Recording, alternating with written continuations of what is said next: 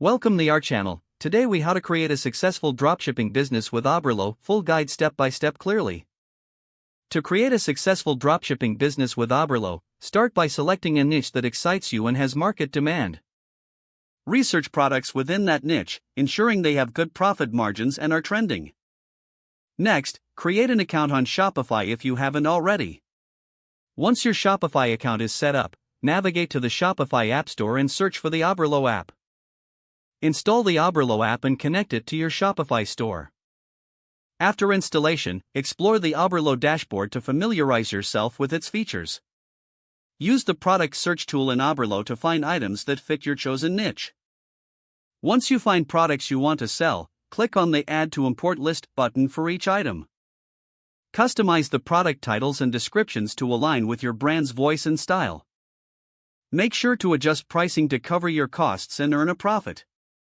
After refining your product list, head to the Import List section in Oberlo and click the Import to Store button. Now that your products are on your Shopify store, it's time to design your website. Choose a clean, professional theme that enhances the customer shopping experience. Customize your website's layout, colors, and fonts to reflect your brand identity. Ensure you have essential pages like the About Us, Contact, and Return policy. Optimize your product pages with high-quality images and detailed descriptions. Set up payment gateways to facilitate customer transactions securely. Next, focus on marketing your dropshipping store. Utilize social media platforms to reach your target audience effectively. Consider investing in paid ads to drive traffic to your site. Engage with potential customers through email marketing campaigns. Once you start receiving orders, manage your inventory and fulfill them through Oberlo. Monitor your store's performance regularly, using analytics to guide your decisions.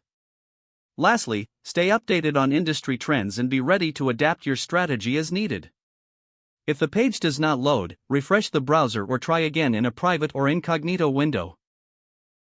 Make sure you are using the correct email address, then retype it carefully to avoid small typos.